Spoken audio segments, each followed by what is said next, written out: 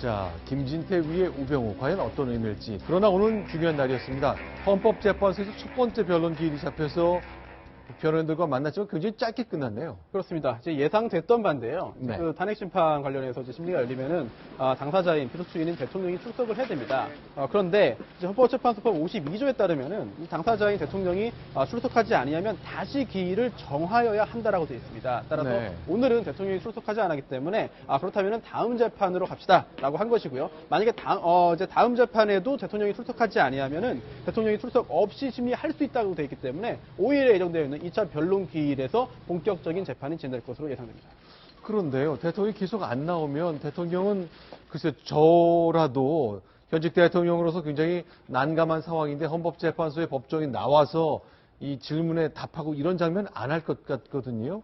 결국 끝까지 안 나오게 되면 그대로 이제 헌법재판소의 탄핵 결정은 내려질 수도 있는 겁니까? 그렇습니다. 지난 그 2004년에 있었던 노무현 전 대통령 사건 같은 경우에도 대통령이 출석하지 않았거든요. 따라서 네. 현재 그 헌법재판소 법에 따르면 원칙적으로 출석을 해라. 출석하지 않을 경우에는 하지만 출석 없이 심리할 수 있다라고 되어 있기 때문에 출석을 강제할 방법이 사실상 없습니다. 따라서 이번 사건 같은 경우에도 대통령이 사실 기자회견도 잘 이제 선호하지 않고 또 이번에도 이른바 이제 기자 간담회를 통해서 의견을 밝힌 것은 앞으로도 헌법재판소에 출석해서 이제 소추위원과의 소추위원회 신문을 받거나 기타 언론에 등장하는 것을 하지 않겠다는 의도를 보인 것으로 보기 때문에 앞으로도 헌법재판소의 그 재판정에서 대통령을 보기는 어려울 것 같습니다. 자, 이제 정유라 씨 데마키스 체포된 이후에 여러 가지 얘기를 한국 기자들과 만나 나눴습니다. 그런데 나왔던 것 중에 삼성 관련 얘기도 언급이 됐었습니다. 글쎄요, 이런 일들 때문일까요? 계속 저희가 있었던 그동안의 일들 저희가 영상으로 준비해봤습니다. 이재용 증인은 7월 7일 날 국민연금공단 홍한선 본부장과 만나셨죠. 7월 10일 날 변칙적으로 국민연금 투자위에서 형 찬성 의견을 합니다. 그리고 7월 17일 날 원하시는 합병이 됩니다. 그 다음에 7월 25일 날 박근혜 대통령과 덕대하셨죠. 굉장히 엮은 겁니다. 삼성 같은 그런 우리나라의 대표적인 그 기업이 공격을 받아서 이런 데는 무산된다든지 국가적으로 경제적으로 큰 손해라는 그런 그 생각을 국민연금이 대처하면 좋겠다 하는 생각을 갖고 있었고 이 회사를 도와줘라 그렇게 지시한 적은 없어요. 삼성합병 지시 보고 내리신 건가요? 아닙니다.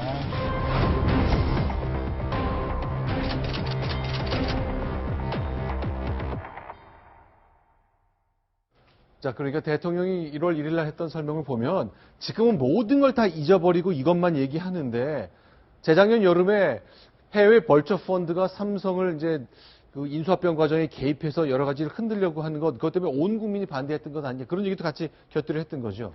그렇습니다. 대통령의 말은 이렇습니다. 삼성이 어려우니까 삼성이 돈을 벌 수 있도록 삼성을 지원해라. 이렇게 지원한 적은 없다. 이런 취지로 들리지 않으십니까? 문영표 전 장관의 진술에 따르면 대통령이 저렇게 지시를 했다. 그런데 취지가 좀 다르다는 거죠. 자, 최순실을 도와줘야 되고 내 사후를 보장받기 위해서 도와줘라. 나는 그런 취지로 얘기한 적 하나도 없다.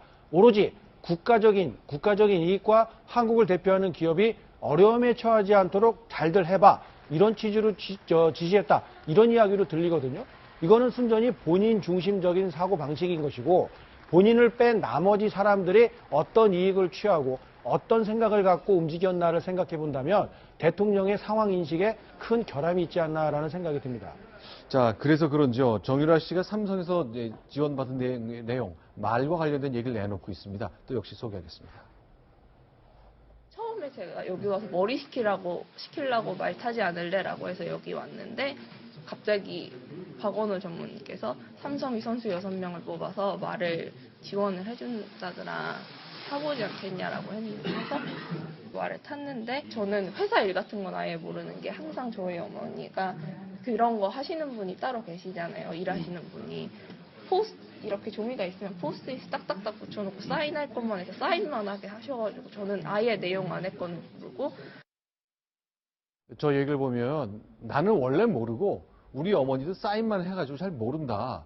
글쎄요, 손수희 변호사님. 네. 계속 정유라 씨 난 몰랐고 우리 어머니가 다 해준 거고 이렇게 한다면 실제 법정에서는 이런 걸 어떻게 판단합니까? 실제로 그 모든 사람들이 자신에게 유리한 그런 이야기를 하죠. 네. 그게 진실인지 아니면 진실을 은폐한 거짓인지는 따져봐야겠습니다만 그렇다더라도 이제 정유라 씨가 어디까지 알고 있었느냐 또는 어디까지 관여했느냐는 다른 사람들의 진술이나 증언들을 통해서 분명히 밝힐 수가 있습니다. 그리고 또한 실제로 뭐 하라는 대로 사인만 했다라고 하더라도 그것만 통해 가지고 이제 그 정말 사인만 한 것이 아니라 실제로 어떻게 자금이 흘러왔고 누가 누구에게 어떤 불법적인 부탁을 했고 요청을 했고 금전적인 지원을 받았는지 등등을 다 밝힐 수 있거든요. 따라서 정유라 씨가 어디까지 개입했는지를 밝힐 수 없다라고 보기보다는 다른 여러 사람들의 어떤 그 증언과 진술을 통해서 충분히 밝힐 수 있다고 봅니다. 따라서 오늘 정유라 씨가 의외로 기자들의 질문에 굉장히 자세하게 여러 가지 이야기를 했습니다만 잘 따져보면은 인정한 건 별로 없습니다. 자기는 네. 모른다. 최순실 씨가 다 했다라는 것이기 때문에 이 말의 진실 여부는 특검에서 가려야 될 것이고 가리기 위해서는 하루빨리 자진 귀국을 해야 될 것으로 보입니다.